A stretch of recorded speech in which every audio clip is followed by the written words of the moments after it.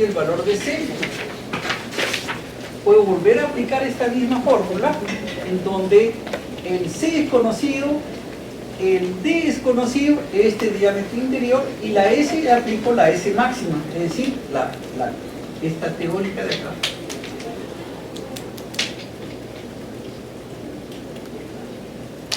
Este será la S máxima.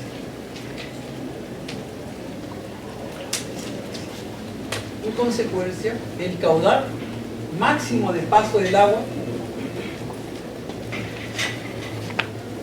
estresado, es decir, a máxima condición, será para esa S máxima, que la determino cota menos cota entre la longitud de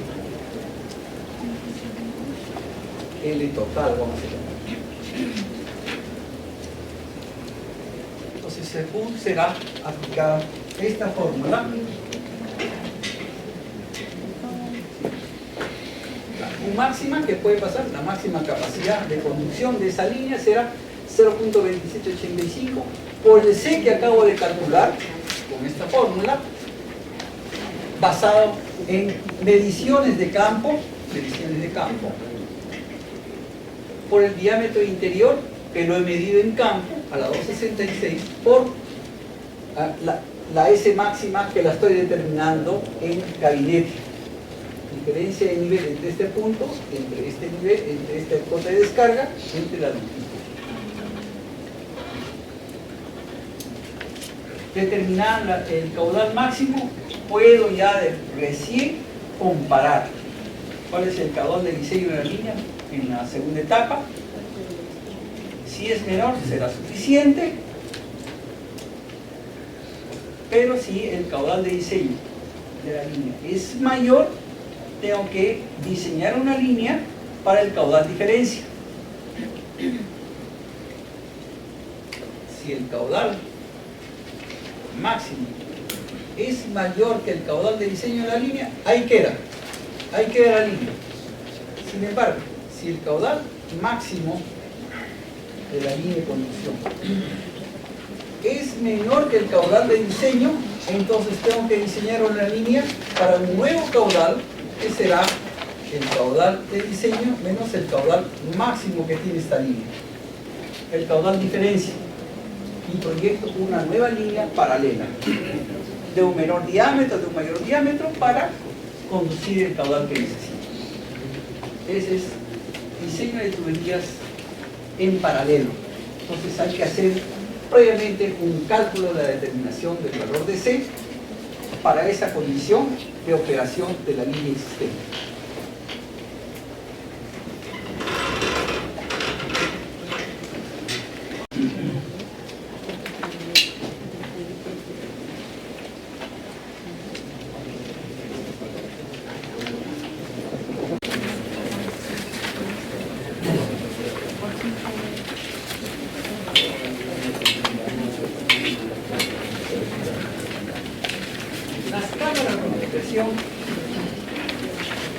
Son de esta forma.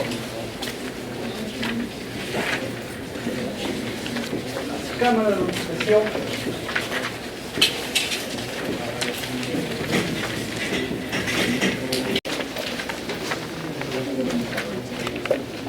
pueden evitar muros,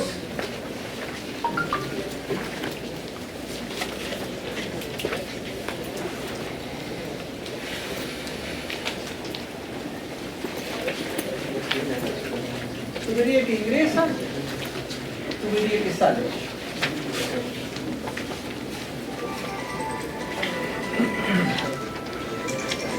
No, ingresa nomás, más arriba, más abajo, al fondo, no importa, porque lo que importa es, acá hay un pelo de agua, lo que importa es poner el agua en contacto con la atmósfera, nada más. Sea que la ingreso al fondo o la salgo al fondo, pues más arribita, eso no importa. No importa. Lo que importa sí es mantener un enterramiento, una altura de enterramiento. Ese era el diseño de las cámaras de presión del pasado. En el pasado inclusive se hacían, si este es el muro,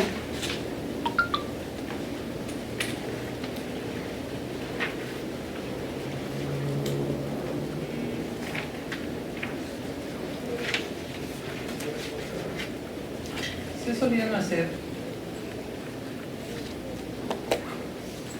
con tapas sanitarias.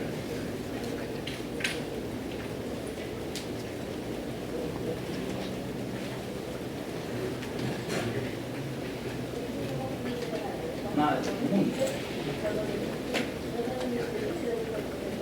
Sin embargo, ahora se ha derivado terreno. Es decir, acá tenía 60, 80 centímetros de profundidad. Bueno, entraba a 80 centímetros y igual salía a la misma profundidad. Del fondo, no hay problema. Eso no es problema. Ahora se ha derivado por un especificismo de diseño. También hay que tener en cuenta en esto del pasado que esta era tubería PVC, entraba PVC y salía PVC.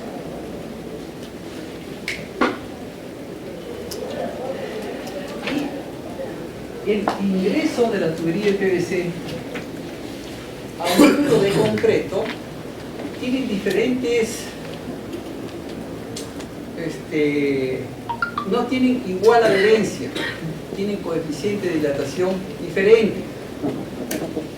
La tubería de PVC es muy lisa y no hay adherencia. Entonces, aquí solía ocurrir un conflicto porque se presentaban fugas de agua. Entonces, lo que se hace cuando se quiere usar PVC y en esta forma es hay que especificarlo, si uno quiere mantener esto. Endeber esta zona que va a estar importada en el muro con pegamento y rociarle arena para generar rugosidad en la tubería para que adhiera al concreto, porque vamos a empotrar la tubería en el concreto que tiene diferencia de arena. Vamos a fomentar esa adhesión. Esa es una solución más usada ahora, un tiempo a esta parte, ¿no? Tanto en agua como en desagüe, porque también se proyectan tuberías de PVC en estructuras muy esbeltas como es lo que son, ¿no? Y otra solución. Pero esa es una. Bueno. Y para mantener el enterramiento.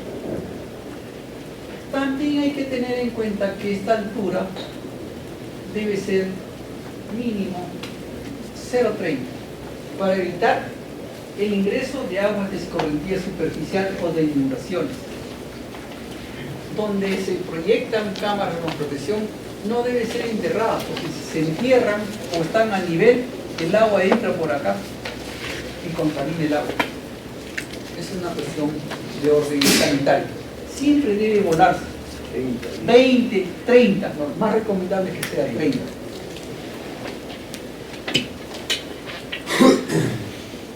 Y de un tiempo a esta parte se ha venido a diseñar cámaras de presión de esta forma.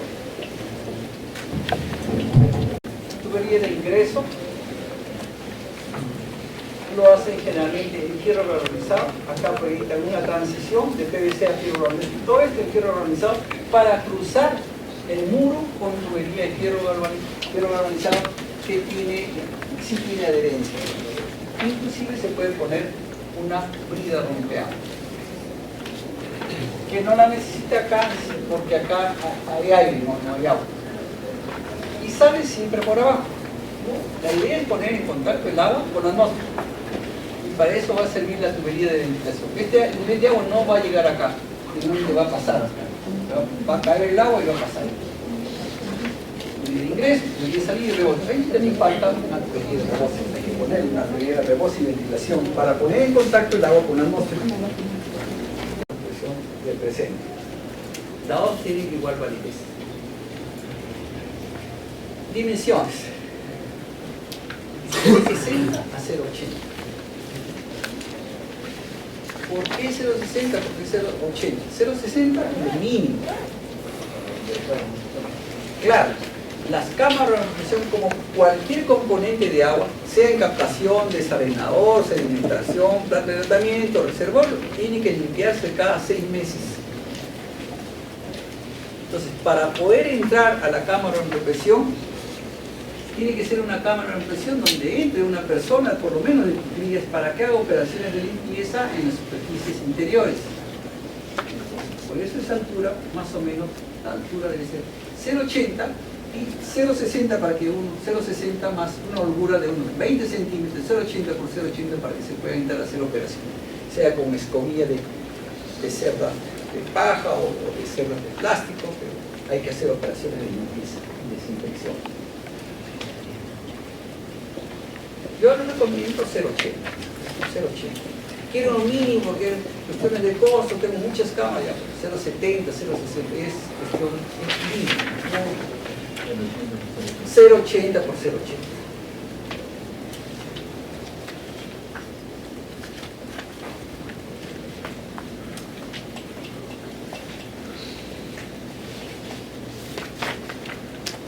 Y ahora se está destilando la implantación de vertederos, como pueden ver acá, vertederos adicionados en el interior de la cámara de represión, con la finalidad de aforar el paso del agua, aforarlo por el vertedero, en un vertedero triangular.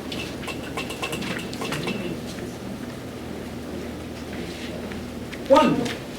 Cuando tenemos líneas de conducción muy prolongadas. Muy prolongadas. Estamos hablando 3, 5, 8, 20 kilómetros. ¿Por qué? El tema es porque las pérdidas de agua, tanto en el sistema de producción de agua como en el sistema de distribución, acuérdense, son dos sistemas. Sistema de producción, todo lo que es el reservorio para arriba, y sistema de distribución del reservorio hacia aguas abajo. Y las pérdidas que se calculan, se publican y se tratan de controlar desde el sistema de distribución para abajo. Las EPS y los municipios tienen pérdidas de agua de más del 40%, entre el 40 y el 60% de pérdidas de agua.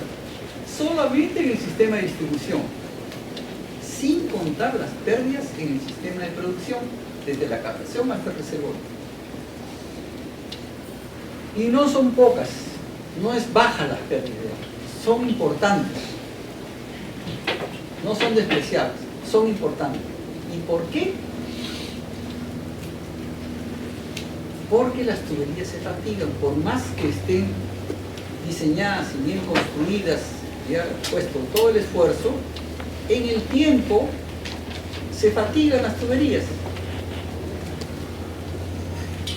Les ocurre sobreenterramiento, sobrecobertura por deslizamientos, mayor peso en cierto, socavamiento por efecto de las lluvias, socavamiento por efecto de los cascos de las acémilas, de los caballos, de las vacas que caminan por ahí, porque transitan una línea de conducción. La línea de conducción le va de la captación hasta el reservorio, fuera de la ciudad. Fatigas por esfuerzos por carga de vida cuando transitan por caminos trochas carrozables, carreteras afirmadas o simplemente cruce de vías asfaltadas, de las carreteras asfaltadas. Entonces, siempre las tuberías de la línea de conducción están expuestas a esfuerzos, a solicitaciones, y se presentan asentamientos diferenciales, fugas por las uniones y fugas por el cuerpo de agua porque pierden el enterramiento, pierden la protección. ¿Cómo determinar en el sistema de producción las pérdidas de agua si no tengo dónde medir el agua? ¿Cómo aforarla? El único punto donde la aforo es en el ingreso al reservorio, que ahí se puede cerrar la válvula, esperar a que llene un tiempo, un tirante de agua y pedir un volumen de agua que ingresó en un determinado tiempo por el metro volumétrico. Pero en la línea de conducción, si yo sé que están entrando 40 litros y al reservorio están entrando 35, estoy perdiendo 5 litros.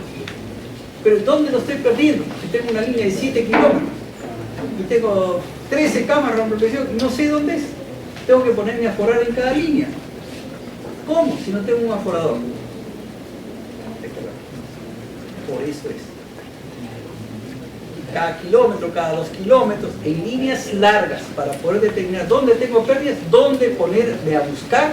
Pues me están robando agua con conexiones clandestinas, me están derivando agua para consumo humano, para ganado, para riego. ¿Dónde está? Porque se deriva, eso ocurre, pasa en el tiempo. Una vez entregué la obra, ya pues, y después quién lo opera y cómo lo opera y quién la roba, ese es otro tema. Pasa. Entonces, ya más o menos cada 2 kilómetros. A una línea de 4 ya hay que pensar, si hay cámara de impresión, aprovechar para ponerla. Si hay, si no hay, caballero, no se puede, no se puede. Y la otra cosa es ya poner un aforador en las captaciones. Ya es normal poner un vertedero circular en las captaciones de circulares especialmente. ¿Por qué? Por justamente eso. En las captaciones se capta para el caudal máximo, se afora, hay que aforar haciendo artificios, cerrando válvulas, abriendo la, pero no hay un aforador que debiera haber un aforador más aproximado con un vertedero triangular. Usted sabe por hidráulica que eso es más rápido, más exacto. Entonces ese tema va por ahí. En el país, en el pasado, era un país que tenía que hacer muchas economías de escala, dejar de enseñar captaciones como debieran ser. Había que, si se hacía una pequeña inversión más acá, se dejaba de hacer una inversión a otro lado. Ahora es diferente. Estamos en un país con una economía muy sólida, muy fuerte. La política, eso se ha dado cuenta, se han venido dando cuenta los últimos gobiernos y están invirtiendo en agua, no solamente en agua por el agua, sino incluyendo VS, ya ustedes saben, baños en las zonas rurales. Antes no se invertía porque se consideraba que la construcción de baños dentro de la vivienda era una inversión que le correspondía al usuario, pero el beneficiario también era el beneficiario, pero era una construcción dentro de la propiedad privada. Entonces el Estado no entraba, nunca entraba a hacer inversión en la propiedad privada. Esta es una excepción, estamos viviendo un momento muy especial en el país. Se está haciendo el Estado inversión por razones de proteger el capital humano, que es el hombre, dentro de la propiedad privada. Es muy positivo, pero hay que saberlo aprovechar. Hay que saberlo aprovechar. ¿Listo? Estimado, hasta aquí hemos llegado.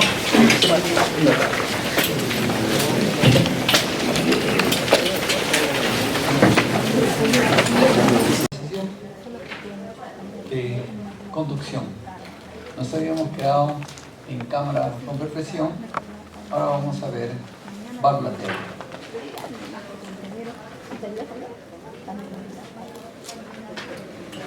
En línea de conducción se entiende a conducto forzado el tipo de flujo que predomina y es turbulento, muy cercano, si no es turbulento, muy cercano, lo cual origina la formación de bolsas de aire. Además, que el cuerpo de agua transporta pequeñas partículas, pequeñas burbujas de aire en el cuerpo de agua. De manera que cuando se presenta una inflexión negativa, se acumulan las bolsas de aire en ese punto.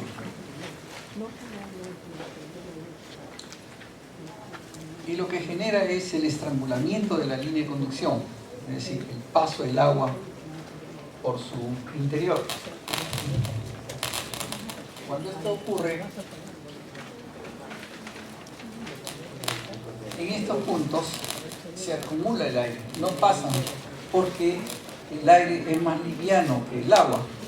Entonces se va acumulando en estas partes altas, se acumula y va estrangulando el paso del agua. Como tiene menor sección de paso del agua, la línea se produce una gran pérdida de carga en este punto, de manera que en ese punto se presenta una pérdida de carga muy alta.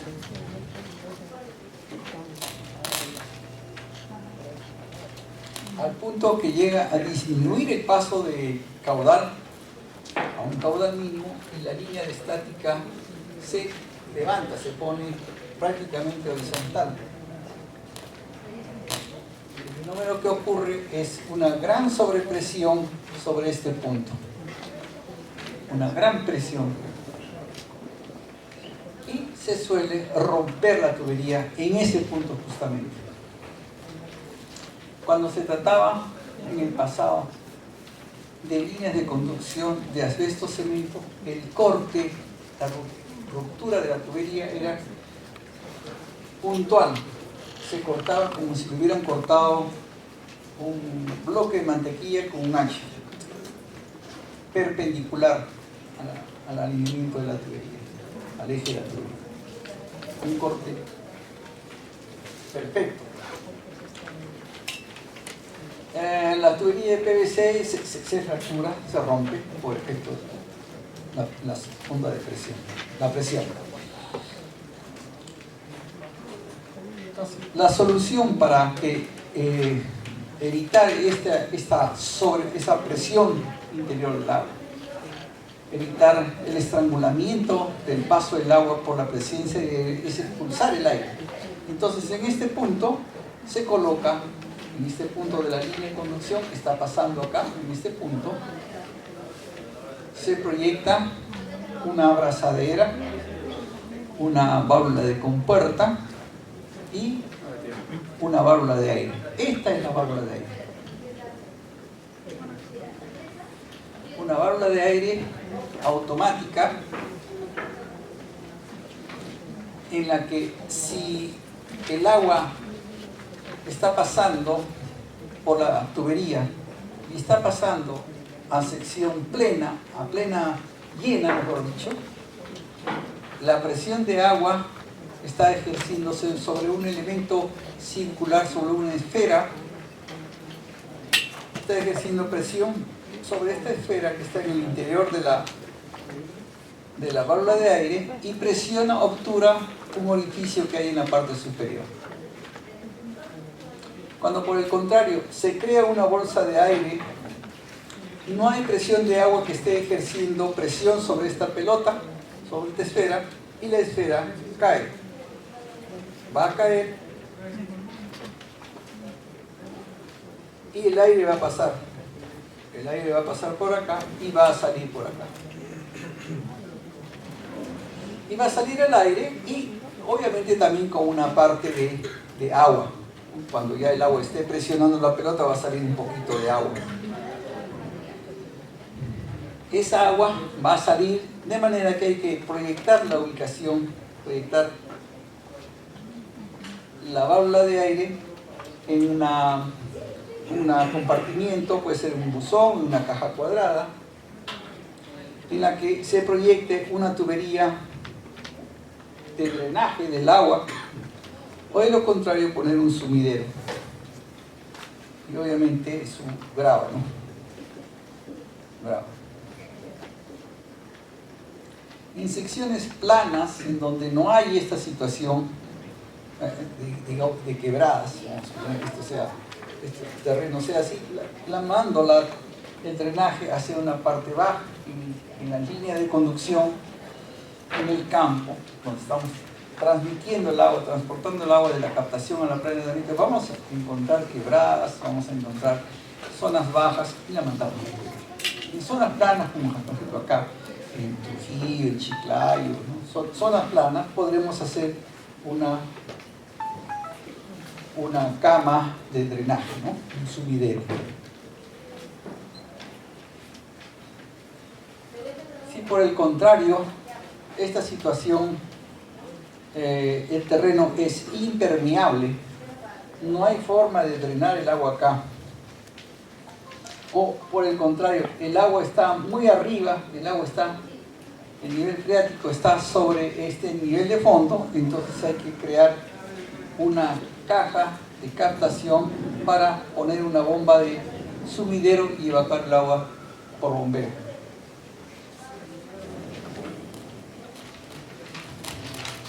Esto se estudia en el marco, pues estudiar la mecánica de suelos, donde nos indican el nivel freático, ¿no?, que también nos deben indicar, y en líneas de conducción en las zonas altas, en la falda de los cerros, bastará con un drenaje de esta naturaleza.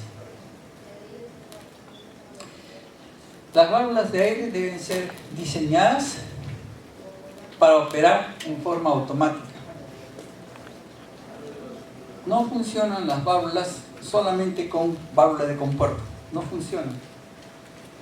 Y peor en el área rural. Ahora camine 4 kilómetros, le mando a purgar todos los días a purgar al operador. No lo van a hacer. Ellos no saben esas cosas. Por más que se los digan, los operadores cambian, se van, migran. No valen válvulas de compuerta. Válvulas de speech operados manualmente con válvulas de compuerta no funcionan. Entonces con válvulas de aire automáticas. Estas son válvulas automáticas. Esta la deja abierta. La válvula de compuerta es simplemente para cerrarla y sacarla, cambiarla, repararla, la válvula de aire propiamente dicha. Para eso sirve esta válvula. Esta no es la que funciona, esta funciona abierta. Esta es la que funciona, esta es la válvula de aire.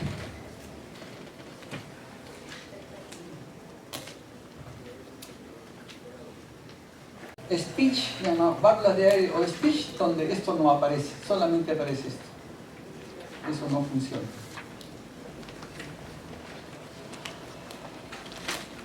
Si queremos hablar de criterios de diseño para el dimensionamiento de la línea de la válvula de aire, ahí tenemos un criterio para tuberías de menores de 12 pulgadas. Bastará una válvula de media pulgada. De 14 a 16 pulgadas, 3/4, 18 pulgadas, una. Mayores de 20 pulgadas, 2 pulgadas. Sí.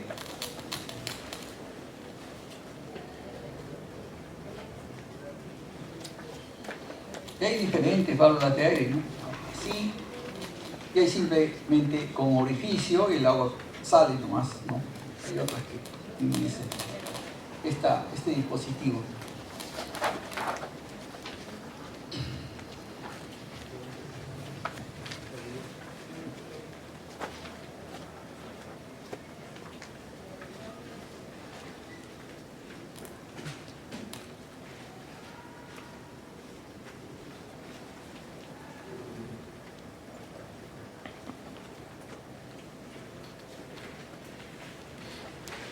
General, cuando se proyectan líneas de conducción, deben de proyectarse válvulas en líneas de conducción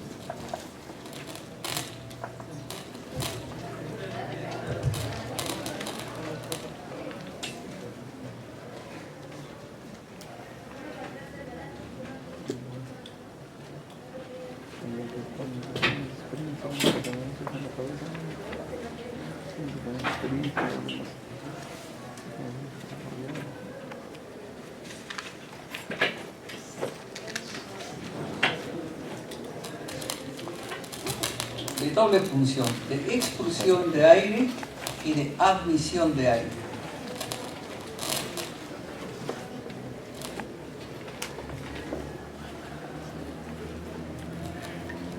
Válvulas de aire, como les explicaba, las válvulas de aire se ubican en las inflexiones negativas, deben estar sobre la línea de gradiente hidráulica dinámica, no deben de cortarla y sirve para expulsar el aire.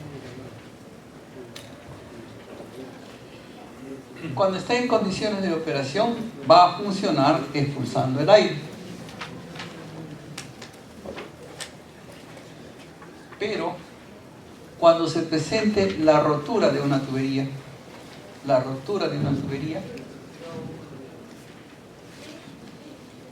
va a operar,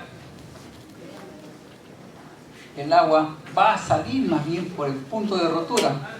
Generalmente se rompen en estas partes bajas, va a operar el agua, entonces esta agua va a pasar para esa zona de allá, para la zona de aguas abajo, pero en esta zona de acá va a operar descargándose por el punto de rotura, va a salir por acá. En este caso se va a presentar vacío en este punto, su presión negativa por efecto de la columna de agua de acá, que va a tratar de evacuarse por el punto bajo. En esa condición se va a presentar presión negativa, es decir, esta columna va a funcionar como si fuera un pistón de agua, igual que un inflador, ¿no? Un inflador que yo acá tengo un pistón de agua y succiono, jalo el inflador de agua, lo jalo para después empujar el aire para que infle la pelota, infle el bladder. Igual, acá va a funcionar como si fuera una presión negativa, una succión, como un pistón.